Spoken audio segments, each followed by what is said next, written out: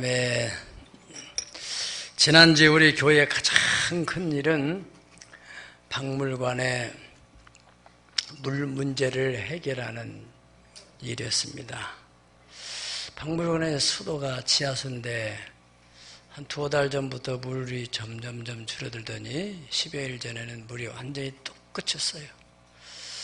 그래서 아마도 이거는 지하철이 지나가서 물이 굴로 다 빠져나가서 그런가 보다 해서 일단 지하철 쪽에다가 민원을 넣고, 이제 그건 두 번째 문제고, 첫 번째 우선은 우리가 이 우물이 토체가 어떻게 됐는지 원인을 파악을 해보자. 그래서 이 관정, 물을 판 그 파이프를 찾아야 되겠다.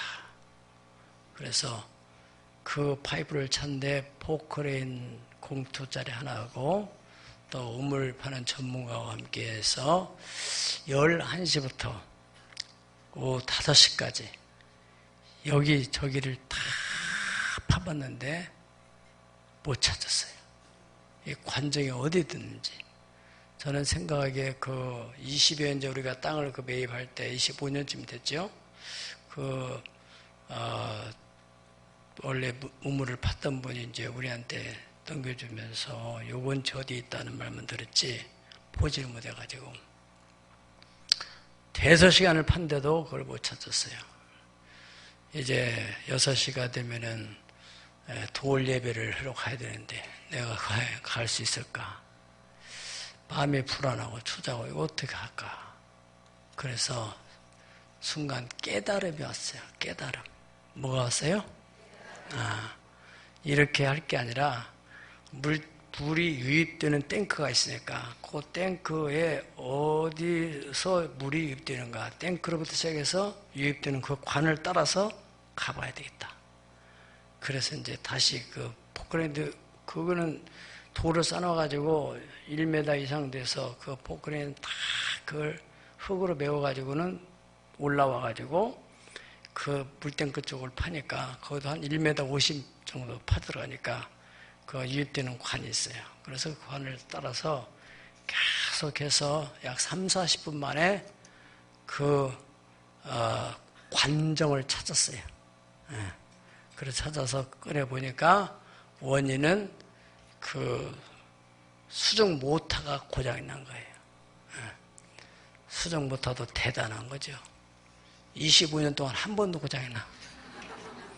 어떤 그 물 전문가가 이 물 수질이 안 좋으면 이렇게 조그마한 미세한 모래 같은 것이 들어가서 계속 모다가 도는데 깎여서 망가지는데 25년 동안 이게 고장이 났다는 것은 수질이 대단해진 거라. 그렇게 이야기하더라고요. 어쨌든 간에 그 한순간의 깨달음, 그게 무슨 커다란 지식이 필요한 것도 아니고 깨달음이 원인을 규명할 수 있었다 하는 것입니다.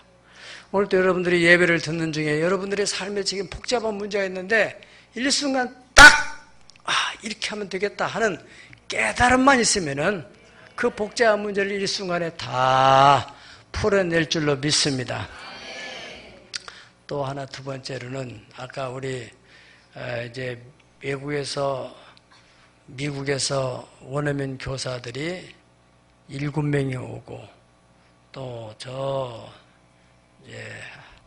동남아에서 또 2명 외국인들 교사가 와서 9명, 우리 또 교사들 한 10여 명에서 20여 명이 우리 학생들을 이제 영어 성경학교로 8일 동안 이제 이끌을 텐데, 여러분들이 걱정하고 염려하는 것처럼 다 여러 가지로 준비를 해놨는데 학생 수, 또 외국에서 오시는 교사들 입장에서는 그래도 자기들이 다 경비를 들여서 와서 보면은 애들이 그냥 꽉 차서 막 배우려는 열정이 생기면은 그게 보람이 아니겠어요? 작년보다도 숫자가 적다. 그러면 너무너무 실망이 들 수 있을 거예요, 아마. 그래서 어떻게 하냐. 그래서 우리 지난주 저녁 예배 끝나고 난 후에 영자모, 영준이 영어 캠프를 위해서 자모 준비위원회 또 교사들 해가지고 연석으로 모여가지고 우리가 모든 거 다 점검하고 난 후에 한 사람이 한 사람씩 하자. 그렇게 다 분담을 했어요. 지금 여기 그분들이 있는데 굉장히 많이 불편할 거예요. 아마. 예. 저도 역시 마찬가지로 내가 지시만 하고 안 하면 안 되잖아요. 또 그래서 저도 부담을 가지고 내가 어디 가서 애들한테 우리 교회 초등부 아이들한테 뭔가 피자를 쏘든지 통닭을 쏘든지 해서 애들을 통해서 친구를 데려오라 그럴까 별의별 생각을 다 하는 순간에 새벽 기도 때 번쩍 깨달음이 생겼어요. 아, 그분한테 얘기하면 되겠다. 우리 박물관에 사과가 한 250주 정도 심겨있는데 우리 심으로는 이게 관리가 부족해요.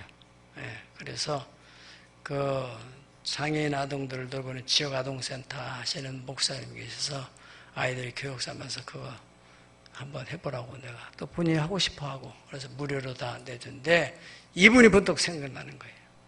그래서 그걸 만나서 여차여차해서 우리가 이런 행사를 하니까 애들 한번 참여시키면 좋겠다.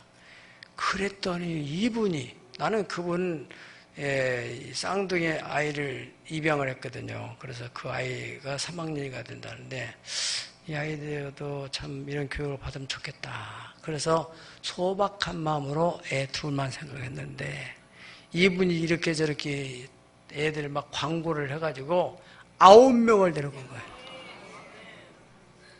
그렇게 해서 많이 늘어난 거예요. 뭐예요? 깨달음.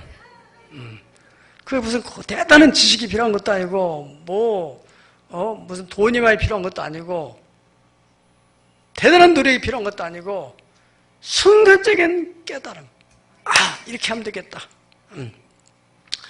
여러분, 오늘 또 여러분들이 예배하는 중에 그런 깨달음만 오면은 여러분의 가정 속에 이런 복잡한 문제 순식간에 해결합니다. 할렐루야. 이 성경, 구약 성경에는 깨달음이라고는 단어가 170회 정도 등장을 하는데 이 다니엘서만 13번이나 등장하는 많은 표현이죠.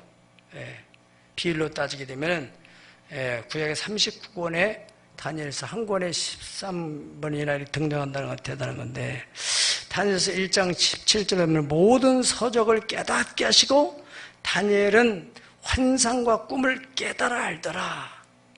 9장 2절에도 선지 예레미야에게 알려주신 그 연설을 깨달았나니 9장 13절 주의 진리를 깨달아 우리 하나님 여호와의 얼굴을 기쁘게 하지 아니하였나이다. 9장 23절 그런 너는 이를 생각하고 그 환상을 깨달을지니라. 9장 25절 그러므로 너는 깨달아 알지니라.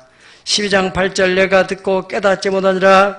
그가 내게 이르되 내 주여 이 모든 일이 결국 어떻게 하겠나이까 하니 10절 다 같이 오늘 10절 다 같이 읽겠습니다. 시작. 많은 사람이 날마다 스스로 정결하며 희귀할 것이나 악한 사람은 악을 행할 것이니 악한 자는 아무것도 깨닫지 못하되 오직 지은 자는 깨달으리라. 아멘. 바로 여기 악한 자는 아무것도 깨닫지 못하되 오직 지혜 있는 자는 깨달으리라. 그래서 깨닫는 자와 깨닫지 못하는 자 그런 주제를 가지고 오늘 우리가 함께 말씀을 나누려고 합니다.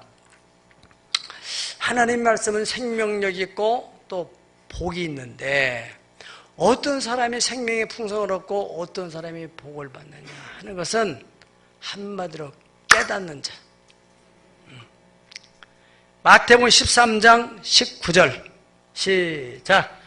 아무나 천국의 말씀을 듣고 깨달지 못할 때는 악한 자가 와서 그 마음에 뿌려진 것을 빼앗나니 이는 곧 길가에 뿌려진 자요. 아멘. 예수님께서 말씀을 하시기를 말씀을 전파했는데 말씀을 듣는 자들이 그 말씀이 무슨 뜻이야?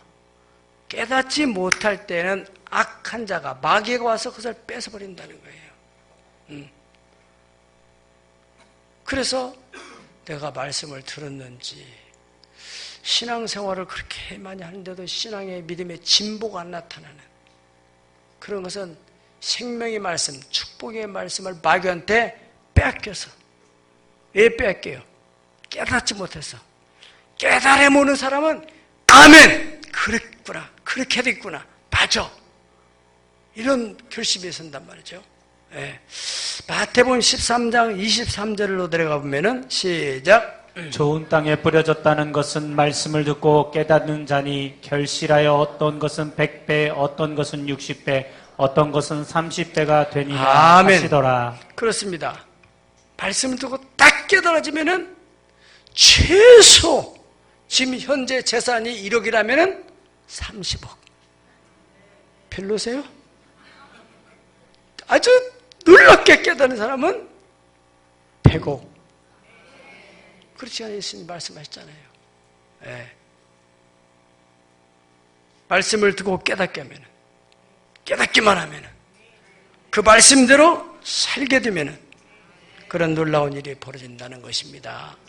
시편 49편 20절 오늘 간증한 집사님들 인용했듯이 존귀하나 깨닫지 못하는 사람은 멸망하는 짐승 같다. 하나님께서 존귀하게 여겨서 여기를 불러낸 거예요. 네.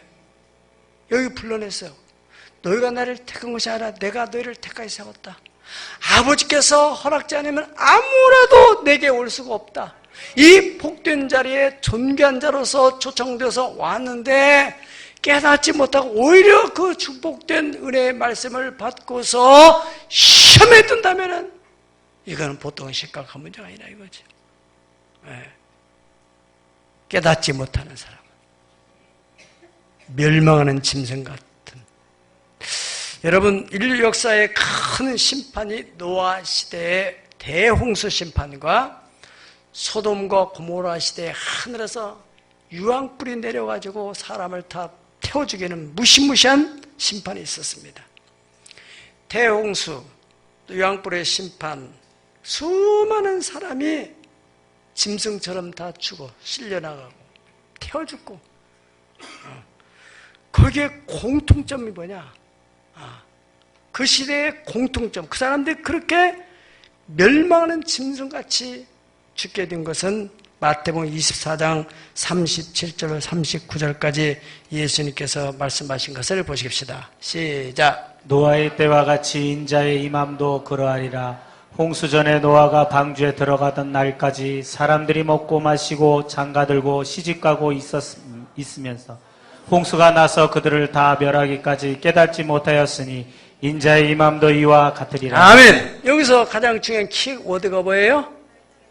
깨닫지 못했으니.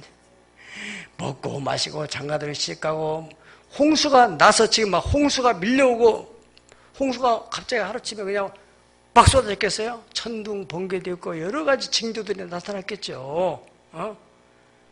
그런데도 먹는 재미, 마시는 재미, 집 짓고 뭐 즐기고 하는 이러한 것에 빠져가지고 지금 막 밀려오고 쓰나미가 밀려오는데도 깨닫지 못해서 전부 다 멸망을 했다 이거예요. 깨닫지 못했으니 인자의 임함도 이와 같다. 다시 말하면은 예수님께서 이제 다시 오실 때는 무시무시한 대환란이 일어날 텐데 깨닫지 못하는 사람은 이렇게 된다 하는 것입니다. 가볍게 듣지 마세요. 그러니까 깨닫는다는 것이 얼마나 중요한 것인지. 예수님께서 마태복음 24장 15절 말세에 대한 얘기를 하시면서 이렇게 하셨습니다. 다 같이 보십시다. 시작. 그러므로 너희가 선지자 다니엘이 말한 바 멸망에 가증한 것이 거룩한 곳에 선 것을 보거든 있는 자는 깨달을진저. 아멘. 여기에 멸망의 가증한 것이 거룩한 곳에 선 것을 보거든.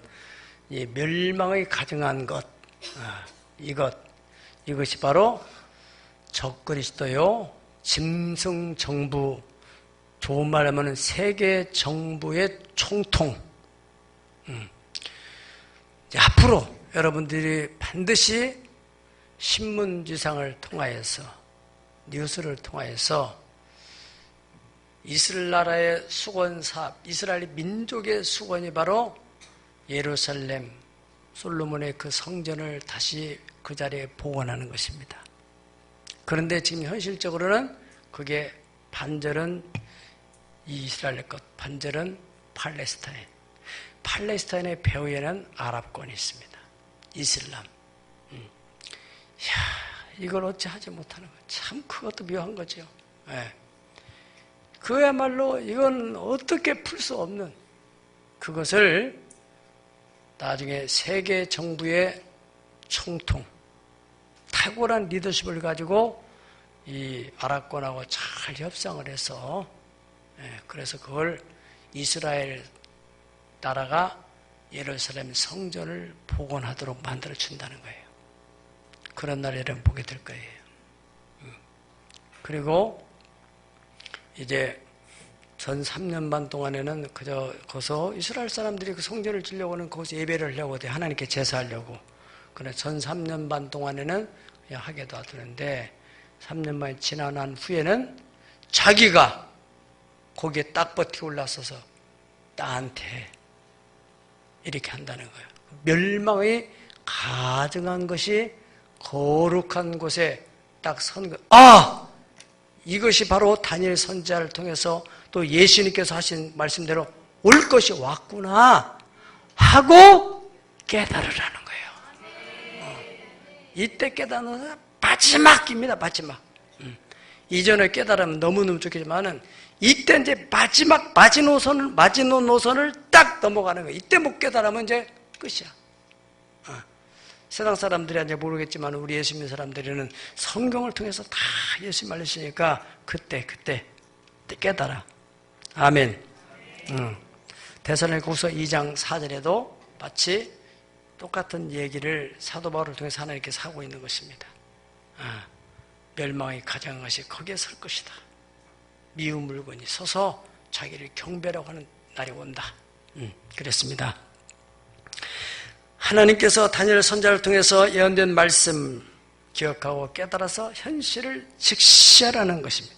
다니엘서 9장 25절에는 말세의 비밀에 대해서 하나님께서 다니엘에게 그러므로 너는 깨달아 알지니라. 아멘. 여 깨닫다.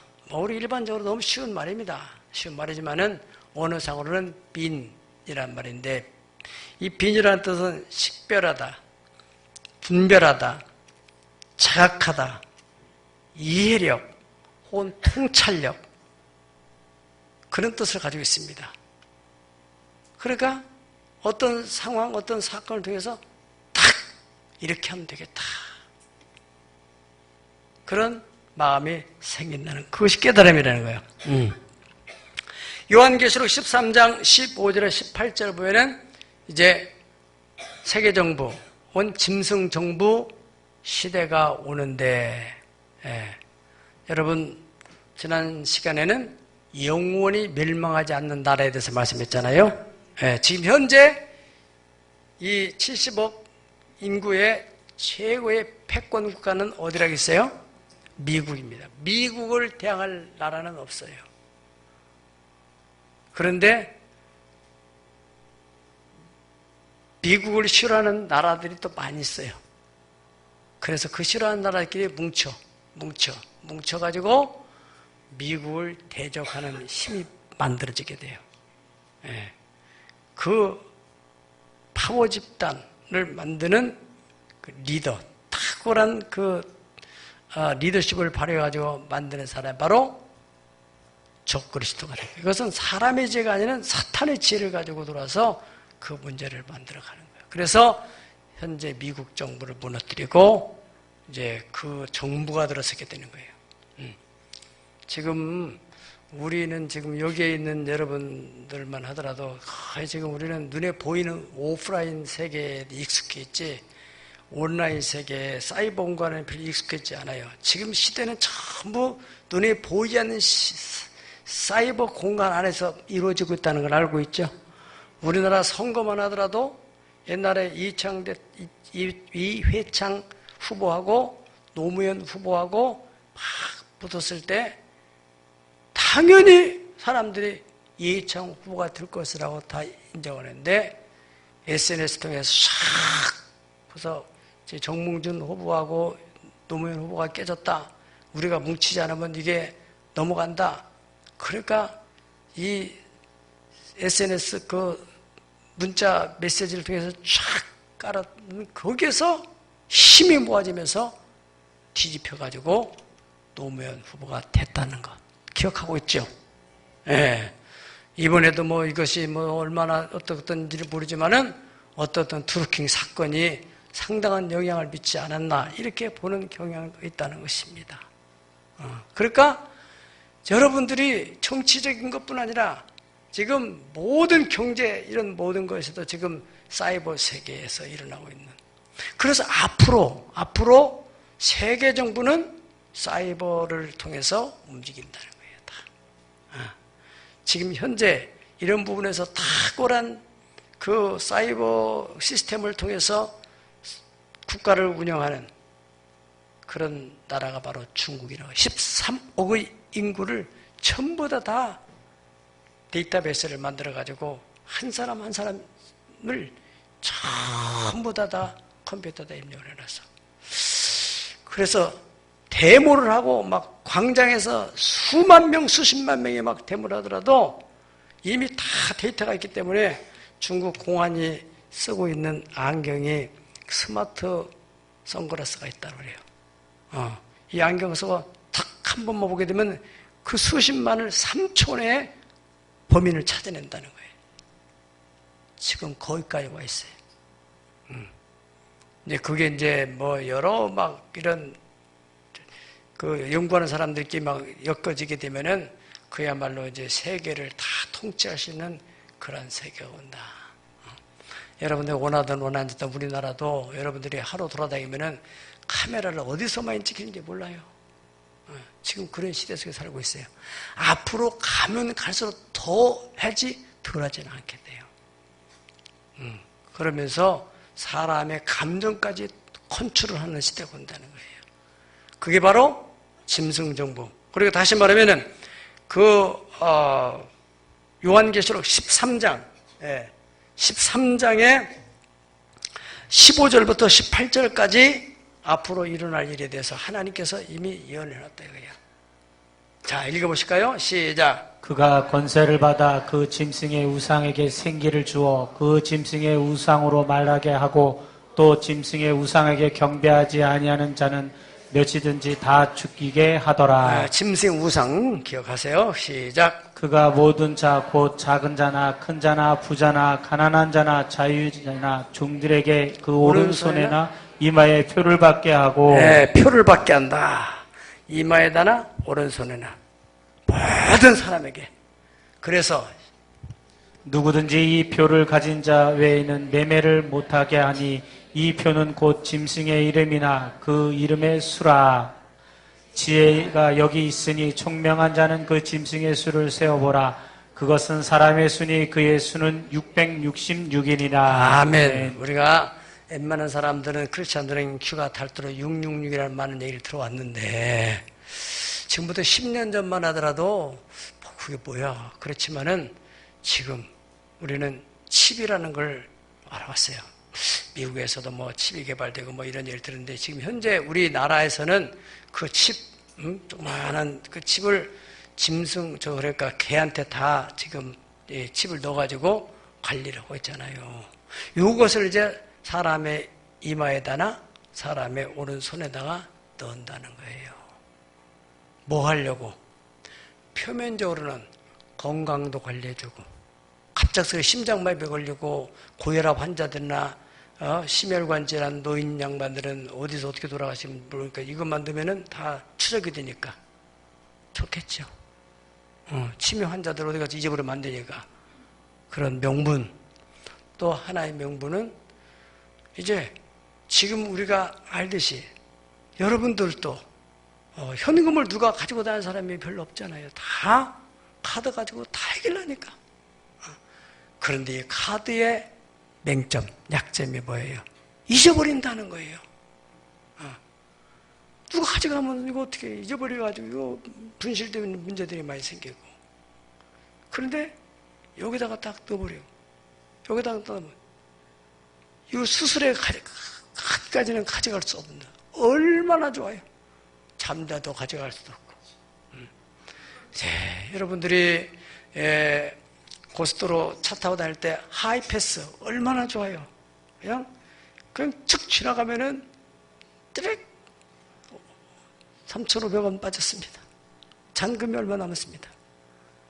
그와 같이 여러분의 이마에 오른손에 칩을 딱 넣게 되면은 슈퍼맨 가서 물건을 다 사가지고 그냥 쭉 나오면은 거기서 계산이 짝이라지고 얼마 빠져나갔습니다. 이해가 돼야 안 돼요? 이래도 깨닫지 않는 사람은 심각한 거예요. 그런 시대가 온다는 거예요. 바로 그거예요. 그걸 깨달아야 된다는 거예요. 그거를. 점점 우리가 아는 중 모르는 중 점점 이렇게 온다는 거예요. 예수님이 언제 오느냐? 그게 중요한 게 아닙니다. 예수님이 오실 수 있는 필요 충분 조건이 다 갖춰지고 있다는 것을 우리가 보고 있어야 돼요. 그것이 갖춰지고 나면 딱 오시는 거예요. 특별히 복음적인 관점에서는 이 천국 복음이 모든 민족에 전파돼야 돼요. 소수민족, 언어가 있는 모든 민족에 다 성경이 번역돼서 전파되고, 우리는 복음을 못 들었습니다. 이 억울한 호소라는 사람이 없을 때까지 복음이 전파되고 나면은 그제야 끝이 오리라 그랬어요. 예수님이 다시 오실 수 있는 필요한 충분 조건. 저는 예전에 TV를 보다가 화가가 그림을 그리는데 폭포를 그린다는 거예요. 폭포를 그린다는 메시지를 먼저 줬어요. 근데 폭포는 언제 그리는가? 막 그리는데 손이 안 보일 정도로 막 그리는 거예요. 그런데 폭포는 언제 그리는가? 궁금해가지고 눈이 빠져들어 쳐다봤어요. 거기를. 이 사람 한참을 하더니 딱 폭포가 나온 거예요. 그건 배경을 딱 하얀 이 화지 위에 배경을 이제 뭐 돌 같은 거 뭐 이런 주변을 딱 그려놓으니까 자동적으로 폭포가 딱 보이더라고요. 이해가 돼요? 네. 그 고도의 테크닉이죠.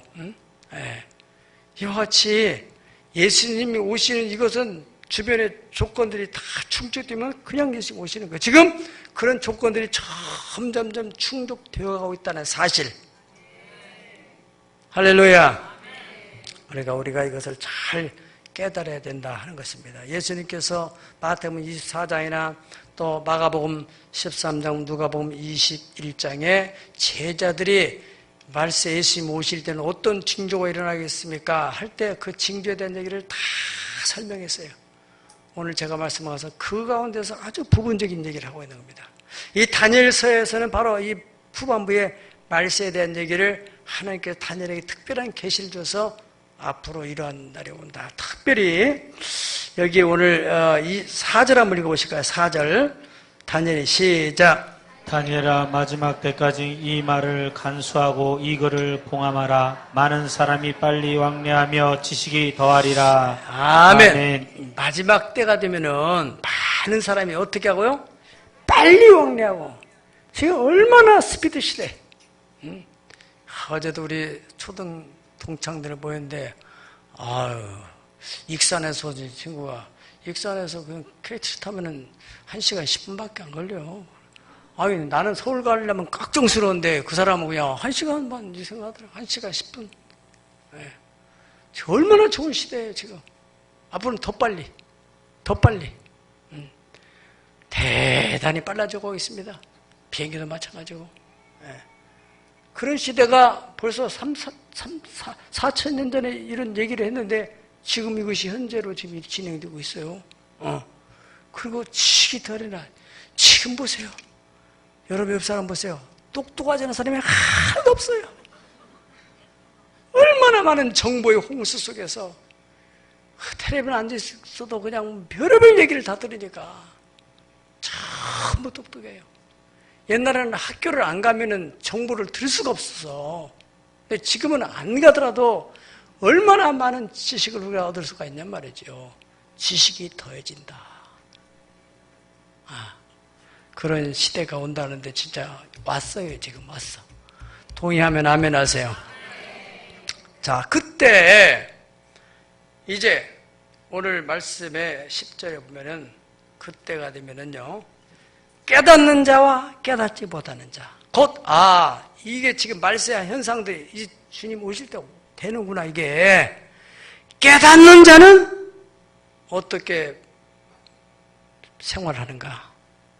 스스로 정결하게 하여 시게 할 것이다. 그랬어요. 내가 정신 차려야 되겠구나. 내가 이렇게 구태연하게 신앙생활을 해 구태연하게 이렇게 살아가서는 안 되겠구나. 요한계시록 22장 11절과 14절을 보시겠습니다. 시작. 불의를 행하는 자는 그대로 불의를 행하고 더러운 자는 그대로 더럽고 의로운 자는 그대로 의를 행하고 거룩한 자는 그대로 거룩하게 하라. 아멘. 이게 바로 양극화. 막 사는 사람들은 그냥 막 나가는 거야. 될 대로 되라고. 지금 얼마나 살기 좋고 그냥 죄짓기 좋고 막 사는 거예요. 그러나 의로운 자는 이때 정신 차려야겠다. 깨끗하게 살아야 되겠다. 거룩하게 살아야 되겠다. 이렇게 해서 중간지대가 없어지고 의로운 사람은 의로운 대로, 악한 사람은 악한 대로 양쪽으로 쫙 갈라진다. 교회도 마찬가지야. 다 열심히 기도하고 은혜를 사모하는 교회와 적당히 뭐 굳이 그렇게 한 번만 예배하면 되지 뭐 새벽 기도를 아직도 철야 기도를 하냐? 그 사람 있어요 없어요? 성경에 그때 가면은 철야 기도 하지 말아라 그런 말은 없잖아요. 알파 오메가 예수 그리스도는 어제나 오늘나 영원토록 변하지 않는. 지금 점점 이렇게 좋은 게 좋은 거다, 먹기 좋고 놀기 좋고 이런 쪽으로 가는 교회의 성도가 있는가 하면은 이때일수록 더 순결한 신부가 되리라. 하나님의 사랑이 영원히 함께하리. 십자가의 길을 걷는 자에게 수요자의 삶을 사는 이에게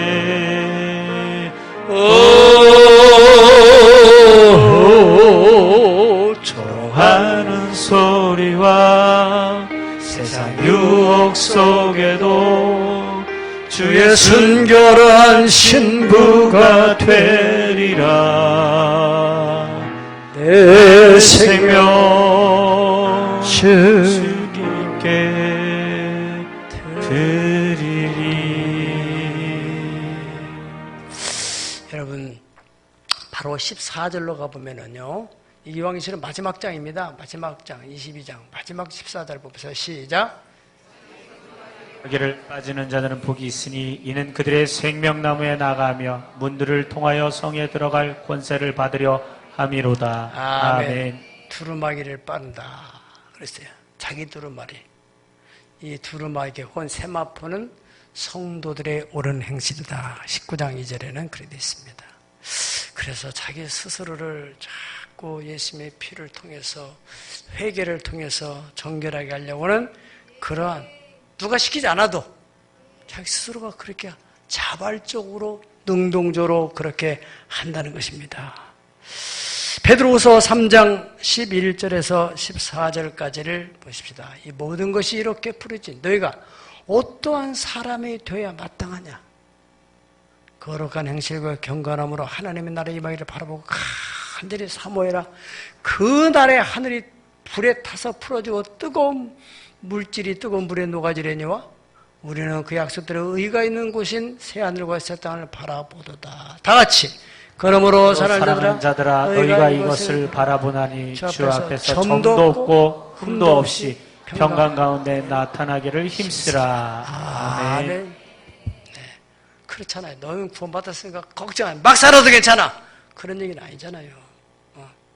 점도 없고 흠도 없이 평강 가운데 나타나기 힘쓰라. 또한 데살로니가전서 5장 23절을 보시겠습니다. 시작. 평강의 하나님이 친히 너희를 온전히 거룩하게 하시고 또 너희의 온 영과 혼과 몸이 우리 주 예수 그리스도께서 강림하실 때에 흠없게 보존되기를 원하노라. 아멘. 예, 하나님이 우리에게 원하는 건 뭐예요? 너희의 영과 혼과 몸이 우리 주 예수 그리스도께서 강림하실 때 흠없게 영도 아름답고 혼도 정신도 깨끗하고 맑고 치매가 어디서 옵니까? 예, 틈타지 못하고 예, 육체도 건강하고 할렐루야. 여러분 대홍수에서 살아남은 노아 그 식구들을 성경은 당시에 노아는 의로운 사람이었다 그랬습니다. 사람들이 막 살아가는데 이렇게 살아면 안 되지. 그 당시 사람들도 다 하나 믿는다는 이름은 가지고 있었지만은 삶은 엉망했어요. 오늘날도 마찬가지입니다. 하나님 믿는다는 이름은 가지고 있지만은 그 삶 자체가 정말로 성도답게 거룩한 행실을 쫓아 살아가는 사람이 있는가 하면은 예배만 끝나고 나면 세상 사람들과 똑같이 사는 구분이 안 되는 그런 사람들도 얼마든지 우리가 볼 수가 있습니다. 소돔과 고모라 시대에 유황불의 심판을 받을 때 어떻습니까? 성경에는 의로운 롯을 구원하였다 그랬습니다. 그런 시대에 소돔과 고모라 막사는 원래 동성연애는 소돔과 고모라 시작했어요. 그래서 소도마이트라고도 하잖아요. 동성연애, 그러니까 막 성적으로 무질서가 문란하고 그런 가운데서 볼 때마다 이 롯이 전하인데 자기 힘으로는 어찌할 수 없어서 의로운 심령이 상했다. 그렇게 성경에 표현했습니다. 에스겔서 9장 4절에 보면은 하나님의 성전에서부터 하나님의 심판이 시작된다고 그랬어요. 네. 이미 여러분 설교를 통해 들었던 것처럼 그러면은 그 성전의 심판이 시작되는데 어떤 사람의 이마에다가 표를 하겠어요? 가증한 일을 보면서 탄식하는 우는 사람. 저건 아닌데 왜 신앙생활 하면서 집사가 돼가지고 권사가 돼가지고 왜 저렇게 왜 주일날에 은혜 받은 저가 뒤에 가가지고는 왜 저렇게 할까? 그런 그들 볼 때 아니다. 같이 어울리고 같이 놀아나는 게 아니고 그건 아니다. 탄식하며 우는 자 그런 사람들의 이마에다가 표를 하라. 그래서 그런 사람들은 구별해서 심판의 불을 지나갈 때 그 사람들은 터치하지 못하도록. 자, 깨닫는 사람은 어떻게 한다고요? 이게 내가 정신체로 신앙생활 해야 되겠구나. 자다가도 깰 때가 됐구나 이제. 아멘. 예. 언제 어느 때. 예. 두 번째로는 지혜로운 사람은 뭘 깨닫느냐면 결국엔 지혜로운 사람이 깨닫는다는 거예요. 지혜로운 사람이. 예. 발세의 징조를 보면서 그러면은 내가 이제 예수 모시다가 가까이 오고 또 뭐 자연적인 역사적인 종말이 안 온다 할지라도 내 나이가 보면은 이제 끝날 때가 가까이 오고 있다는 것을 듣고 인생이 정말 허무하다 하는 것을 느끼고 있다면은 그러면 내가 나의 남은 삶을 어디에다가 집중할 것인가? 선택과 집중. 이거다 저거다가 막 쓸데없는 데다가 시간을 다 뺏기고 내가 평생 뭐다 살았지? 너무너무 허무하다. 언제 이렇게 시간이 다 갔어? 내가 벌써 60이야? 70이야? 이거 뭐야? 뭐 했어 나는 지금? 신기를 쫓아가는 것처럼 조금만 더 가면 찾겠지. 조금만 더 가면 조금만 더 모으면은 안정을 찾겠지. 그때 가서 이러한 마음속에서 자꾸 그러다가 시간을 다 잊어버려요. 별것도 아닌데. 여러분이 성경적으로 딱 정리가 돼야 돼요. 이거 한 가지만 믿으세요. 너는 무엇을 먹을까, 무엇을 마실까, 무엇을 입을까 염려하지 말아라. 이건 다 이방 사람들, 하나님이 없는 사람들이 하는 것이고, 너는 정말로 천지와 만물을 창조하신 하나님, 들의 백화파를 아름답게 입히고 공중에 나는 새들에게 먹을 것을 주시는 그 하나님을 네가 믿는다 한다면은 그런 걱정하지 말고 먼저 그 나라와 그 의, 영원히 멸망하지 않을 그 하나님의 나라, 하나님이 관심을 갖는 그 일에 초점을 모으고 선택을 하고 집중을 하고, 바로 말세에 대한 그 징조를 깨닫는 사람들은 그렇게 바른 일에 선택을 하고 거기에 집중을 한다는 거예요. 돈이나 명예나 권세나 세상의 즐거움들을 지나고 나면 다 헛되고 헛된 것이다. 그런 걸 깨달아. 그 가장 가치 있는 많은 사람을 옳은 대로 인도하는 사람. 우리 다 같이 3절을 읽어보겠습니다. 시작. 지혜 있는 자는 궁창의 빛과 같이 빛날 것이다. 많은 사람을 옳은 대로 돌아오게 한 자는 별과 같이 영원토록 빛나리라. 그러니까 그 지혜로운 사람은 그걸 깨닫는다는 거야. 그래. 인생에 있어 가장 가치 있는, 크리스찬으로서 가장 가치 있는 일이 뭐냐? 하나님께서 가장 기뻐하는 일이 뭘까? 영혼 구원. 누가복음 15장 7절을 읽어보겠습니다. 누가복음 15장 7절 시작. 내가 너희에게 이르노니 이와 같이 죄인 한 사람이 회개하면 하늘에서는 회개할 것 없는 의인 99으로 말미암아 기뻐하는 것보다 더하리라. 아멘. 한 사람이 죄인이 하나님께로 돌아오게 되면 하늘나라에서 죄가 하나도 없는 의인 아홉보다도 하나님은 그 한 사람 때문에 너무너무 기뻐하신다. 그것이 하나님의 기쁨이에요. 하나 돌아오면, 오늘도 새로운 가족을 들어왔을 때 하나님이 얼마나 막 천국에서 막 종치고 난리 났을 거예요. 네.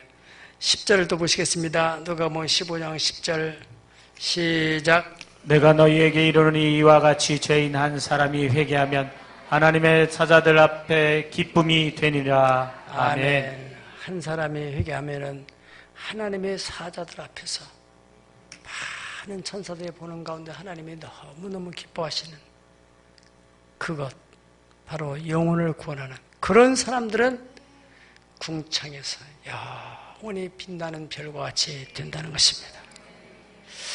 바로 지혜로운 자는 그것을 깨달아서 그 영혼 구원에 집중하는, 전력 투구하는 삶을 살게 된다. 아멘. 바로 여러분들이 그렇게 될 수 있기를 축복합니다. 그런데 깨닫지 못하는 사람은 어떤 사람인가? 깨닫지 못한 사람은 미련한 사람, 악한 사람. 어떤 사람?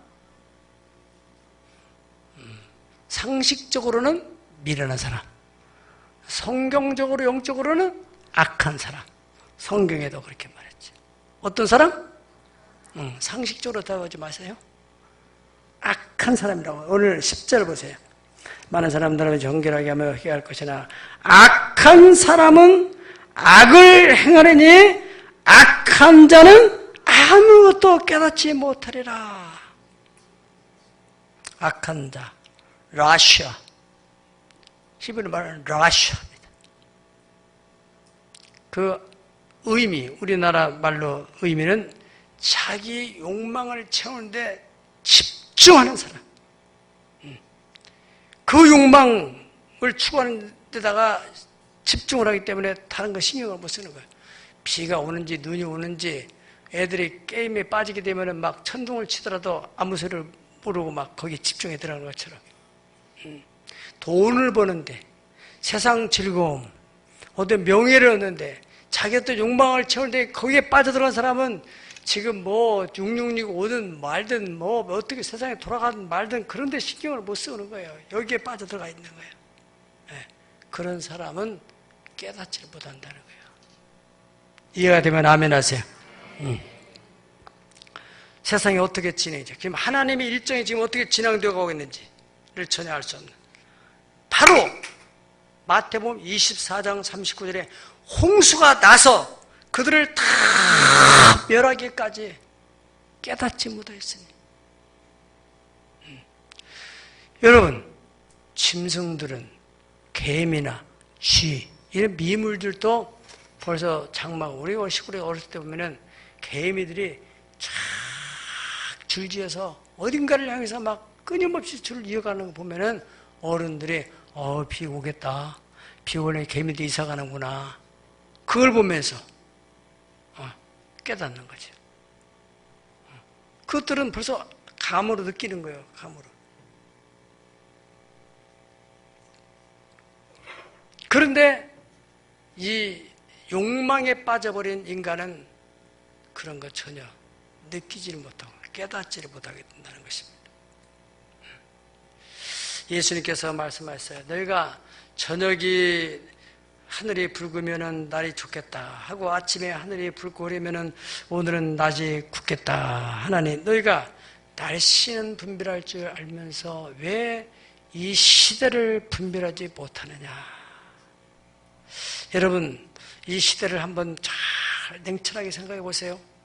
30년 전, 20년 전, 10년 전, 바로 오늘 얼마나 지금 뭔가가 진행이 되고 있지 않습니까?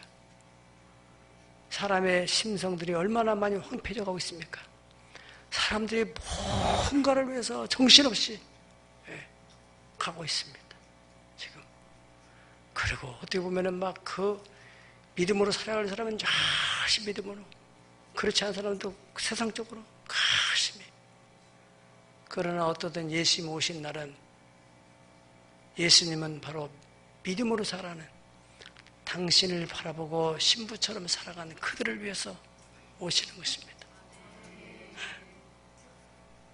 사랑하는 여러분, 시대를 잘 분별하고 깨달아서 내 영혼을 내가 관리해서 내 영혼을 깨끗하게 할 뿐 아니라 또는 다른 사람들의 영혼을 돌보고 가족의 영혼을 돌보고 그리고 영혼 구원의 전심전력에서 궁창의 빛같이 영원토록 빛나는 그런 복된 삶을 사시기를, 그런 주인공이 되기를 예수님의 이름으로 축복합니다.